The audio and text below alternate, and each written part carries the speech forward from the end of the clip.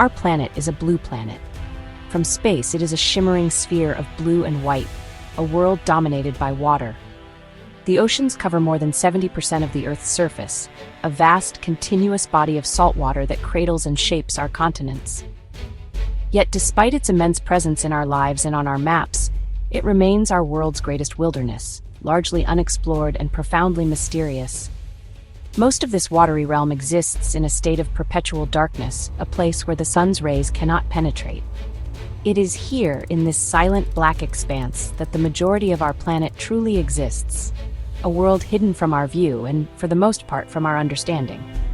We land dwellers often consider ourselves the dominant form of life, but that is a profound misconception. A staggering 94% of all life on Earth is aquatic.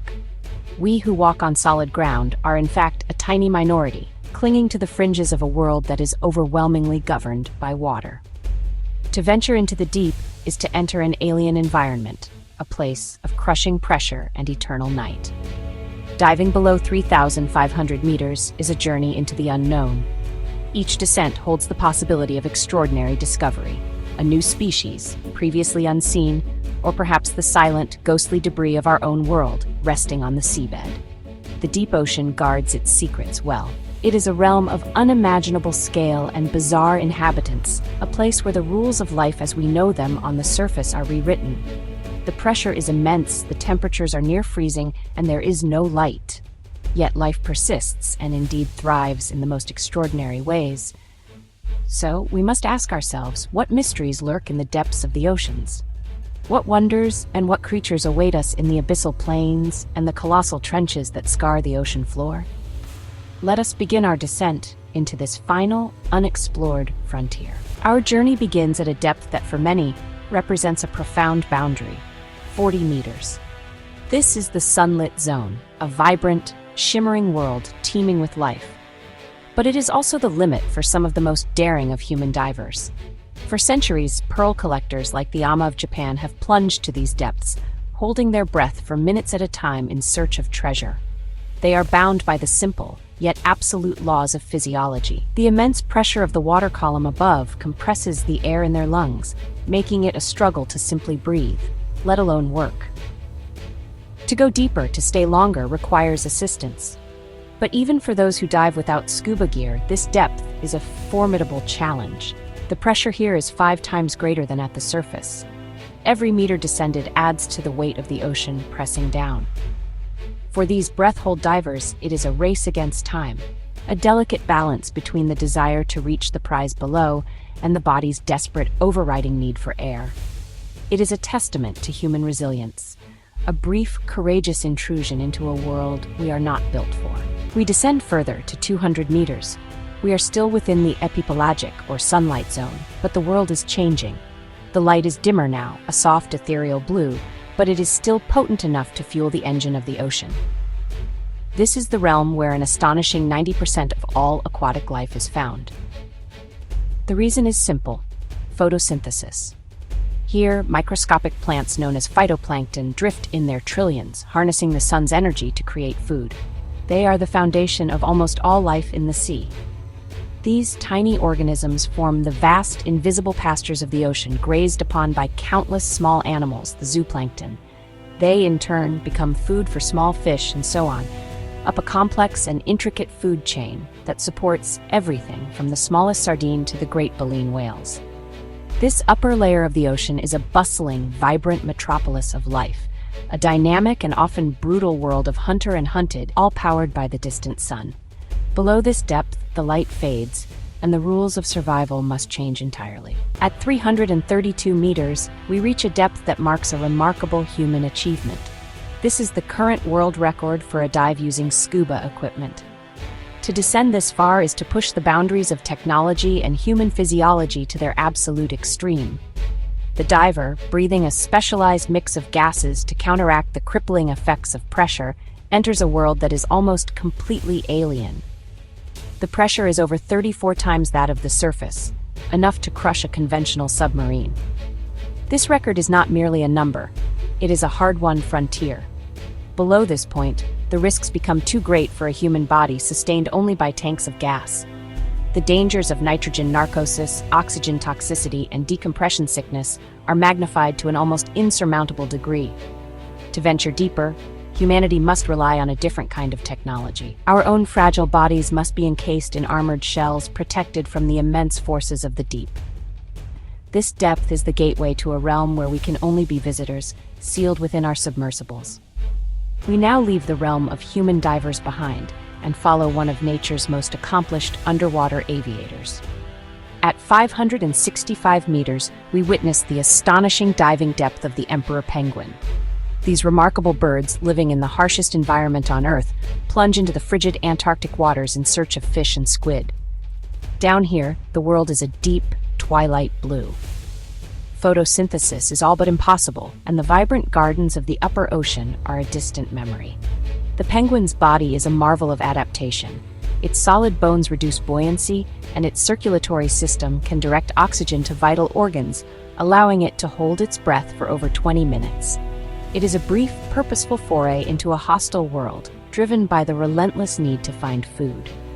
This depth demonstrates the incredible pressures, both environmental and biological, that drive life to perform extraordinary feats. For the emperor penguin, this dark, cold realm is simply its hunting ground, a place it has mastered through millennia of evolution, 1,000 meters.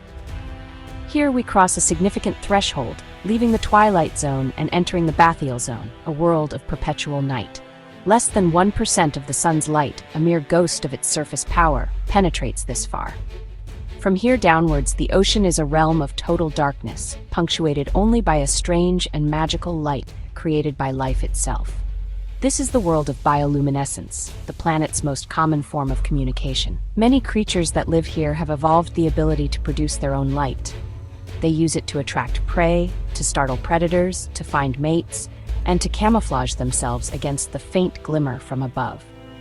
A flash, a glow, a subtle pattern of shimmering lights, these are the signals that cut through the endless black. This chemical light is the language of the deep, a silent, luminous conversation happening all around us in the darkness, a testament to life's ability to innovate in the most extreme of environments. At 1,027 meters, we reach a depth once considered the exclusive domain of the most advanced military submarines. This marks our official entry into the midnight zone. The pressure is now over 100 times greater than at the surface. It is a world of crushing force and absolute, unyielding blackness. The cold is intense, hovering just a few degrees above freezing. It is an environment that seems utterly hostile to life as we know it. Yet, life is here, but it is sparse and moves to a different rhythm. The frantic pace of the sunlit world is gone, replaced by a slow, patient existence. Food is scarce, falling from the world above as a constant, gentle rain of organic matter known as marine snow. The creatures here are built for efficiency, conserving energy at all costs, waiting for a meal that might not come for days or weeks. This is a world of patience, of strange adaptations, and of profound isolation. We descend to 2,200 meters. The pressure is now immense, over 220 times that of the surface. And yet, even here, we find giants. This is a hunting ground for the sperm whale, the largest toothed predator on Earth. It dives to these incredible depths in search of its primary prey, colossal and giant squid. The battles that take place here, between these titans of the deep, are among the most dramatic and least observed events in the natural world. This is also the home of some of the deep's most iconic inhabitants. The anglerfish, a creature of nightmares and wonder, drifts slowly through the blackness. It dangles a luminous lure from its head, a tiny beacon of false hope for any smaller creature that mistakes it for a meal. A snap of its enormous, tooth-filled jaws, and the wait is over. Here, life is opportunistic and often monstrous in appearance, shaped by the demands of survival in a world without light and with very little food. At 6,100 meters, we reach a depth that, in a way, represents the functional floor of our modern world. It is here, on the vast, flat abyssal plains, that we lay our transcontinental internet cables. These slender conduits carry the lifeblood of our global communication network, resting on the seabed under thousands of meters of water. It is a strange thought that our digital lives, our endless streams of data, pass through one of the most remote and desolate environments on the planet. For much of the ocean, this is considered the conditional bottom. The abyssal plains cover more than 50% of the Earth's entire surface, making them the most common environment on our planet. They appear flat and featureless, a vast desert of mud and sediment. But this appearance is deceptive. Life here is tenacious, if small. Worms, sea cucumbers, and crustaceans sift through the mud, extracting the last vestiges of nutrition from the marine snow that has completed its long journey from the surface. We now journey to a place of superlatives, a feature of the Earth's geology so extreme it defies easy comprehension, the Mariana Trench. This crescent-shaped scar in the Earth's crust, located in the western Pacific, is the deepest and most famous of all oceanic trenches. It is a place where the fundamental architecture of our planet is revealed. Here, the colossal Pacific Plate is slowly being forced beneath the smaller Mariana Plate in a process known as subduction. This immense geological process creates a chasm of almost unimaginable depth, stretching for more than 2,500 kilometers. The trench is a place of extremes, not just of depth and pressure, but also of scientific interest. It is a natural laboratory for studying the processes that shape our planet and the incredible resilience of life under conditions that were once thought to be completely inhospitable. To enter the Mariana Trench is to journey towards the very heart of the planet's deep mystery. Within the Mariana Trench lies a smaller, deeper valley known as the Challenger Abyss. This is it, the deepest known point in the Earth's oceans. At over 10,900 meters, nearly 11 kilometers straight down, the pressure is over 1,000 times greater than at the surface. It's honestly the equivalent of having 50 jumbo jets stacked on top of you. It's a place more remote and less visited by humans than, well, the surface of the moon. Only a handful of expeditions have ever reached this point. The historic dive of the Trieste in 1960 and more recent solo and scientific missions have given us fleeting glimpses of this extraordinary world. And what they found was astonishing. Life, small, shrimp-like amphipods and other creatures, perfectly adapted to the crushing pressure, thrive at the very bottom of the world. The Challenger Abyss is not a dead zone, it's a living habitat, proving that life's tenacity knows almost no bounds. We ascend now to a shallower but no less extreme environment. At 1,600 meters, we find one of the most significant biological discoveries of the 20th century: hydrothermal vents, known as black smokers. These are towering chimneys on the ocean floor, spewing out superheated mineral-rich water from deep within the Earth's crust. The water, which can reach temperatures of 400 degrees Celsius, is black with dissolved sulfides. Around these seemingly toxic oases, a unique ecosystem thrives, one that does not rely on sunlight at all. Instead of photosynthesis, the bacteria here use chemosynthesis, deriving energy from the chemicals billowing from the vents. These bacteria form the base of a food chain that includes giant tube worms with blood-red plumes, ghostly white crabs, and dense fields of mussels. Some scientists believe that it was in environments just like this, billions of years ago, that life on Earth may have first begun.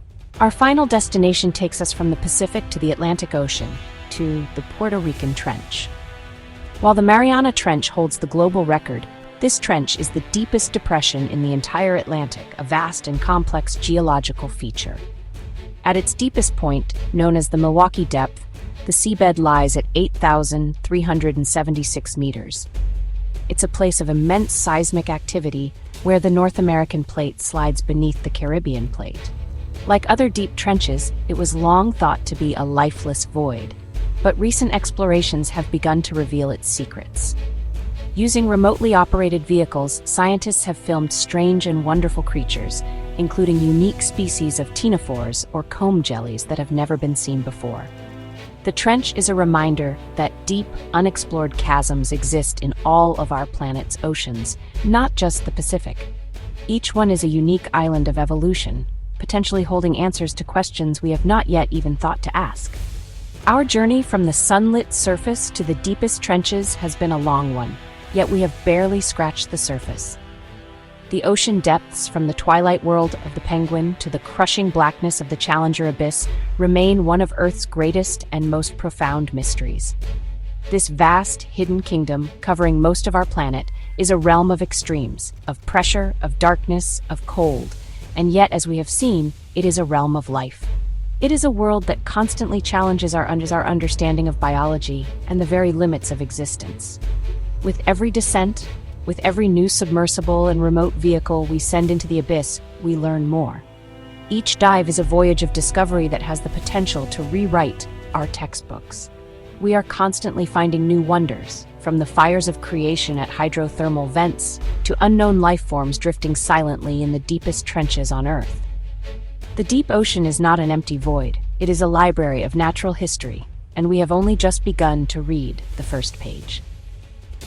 The story of life on our planet is still being written in its dark, silent waters. The call of the deep is irresistible. It is the last truly unexplored frontier on our own planet, a place that holds untold secrets about the origins of life and the workings of our world. We must continue to look down, to build the tools and summon the courage to explore this inner space. For as long as these mysteries remain, we must continue our journey into the deep. After all, who knows what wonders we will find next?